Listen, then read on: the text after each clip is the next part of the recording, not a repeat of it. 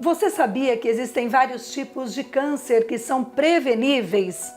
Hoje a nossa entrevista é com o Dr. Rivadavio Antunes, ele é médico oncologista do Hospital do Câncer de Londrina, uma referência em hospitais em todo o país. Aliás, o Dr. Rivadavio também é uma referência quando se trata em prevenção, tratamento e cura dessa doença, que é uma doença tão temida por todas as pessoas.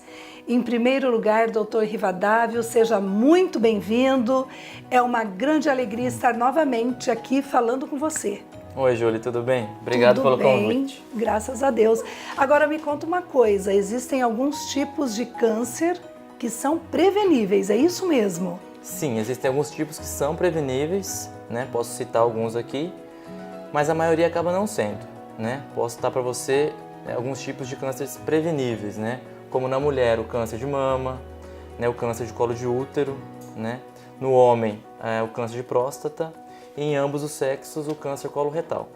Isso em função da tecnologia, isso em função de todos os exames que são feitos anualmente? Sim, né? Isso depende de cada tipo de câncer, né? O mama, o próstata, o coloretal. Cada subtipo desses, né, nós temos exames aí indicados para prevenção. Então, cada um deles existe algum exame específico para se fazer, né? Dependendo da neoplasia, começando em tal idade, tal exame. Então, cada um tem sua particularidade. Doutor, me conta uma coisa. Existe um exame que eu possa fazer e que possa, por exemplo, detectar se eu vou ou não desenvolver alguma célula cancerosa? Não. Na maioria das vezes não, né? Existem algumas mutações genéticas, né, que não são disponíveis pelo SUS, né? Alguns convênios conseguem, alguns não, que podem ser feitos, né, e podem ser testados no seu sangue, né? Por exemplo, câncer de mama. Se você tem familiares de primeiro grau, irmãs, tias, mãe, né, se tem uma história familiar muito presente, se pode fazer uma mutação genética, sim, né, que é o BRCA1 e 2, para se detectar se você tem, né, alguém da sua família tem essa mutação, né? Isso estou falando de maneira preventiva. Se você tem algum familiar, né, de primeiro grau, você pode fazer essa mutação, né? Vindo positiva, existe um número muito alto, uma porcentagem enorme de você, né, vir a desenvolver o câncer de mama no futuro.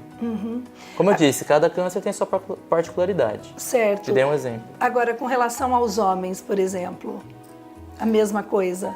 Não, de ter algum teste para se prevenir, não, de teste não, né?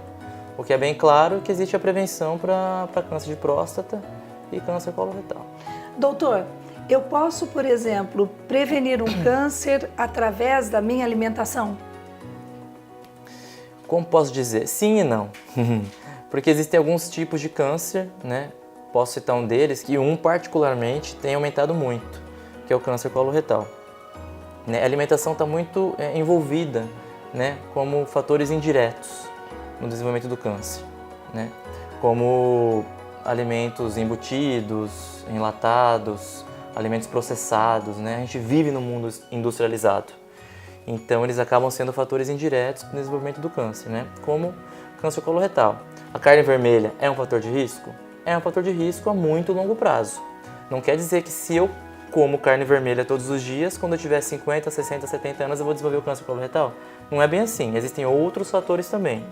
Então a alimentação acaba sendo um fator indireto, mas existe. Muitas pessoas colocam a culpa do câncer no estresse. O estresse é tão culpado assim? Não, isso é mito, né? Imagina se toda pessoa estressada desenvolvesse câncer. Então isso é mito, né? O estresse, ele não provoca o câncer, a neoplasia maligna. Doutor, mas me parece que tem aumentado o número de pessoas que desenvolvem o câncer. Por que tem aumentado, hein? Essa é uma ótima pergunta, Júlia. Realmente tem aumentado.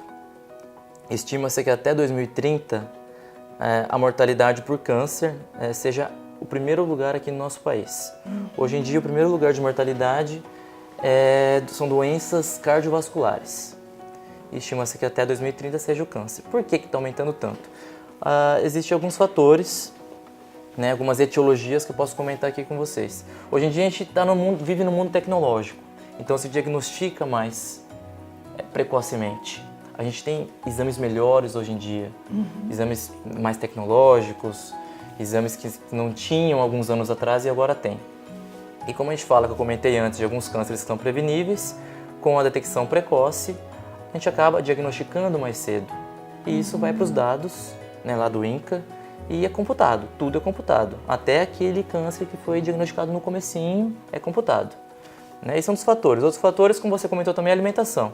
Né? A gente vive num mundo industrializado, então é muita carne processada, embutidos, enlatados, alimentos com corantes, esses sucos de caixa, sucos em pó. Então existem muitos produtos industrializados que acabam sendo fatores de risco indiretos a longo prazo. Por exemplo, aquela pessoa que toma muito sol é um fator de risco. Claro. Para um câncer de pele. Claro. Aquela pessoa que trabalha inalando muitos produtos químicos, poluição, também é um fator de risco. Por exemplo, para câncer de pulmão, para câncer da pleura. Né? E outro fator de risco é um que a gente não pode deixar de citar.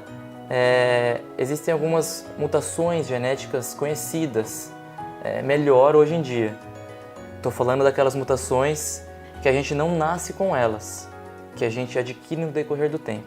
Por que eu adquiri essa mutação? Eu não sei. Será que tem coisa familiar, hereditária, algum vírus, alguma bactéria envolvida, ou simplesmente a minha célula mutou, fez uma mutação genética e não tem um porquê disso.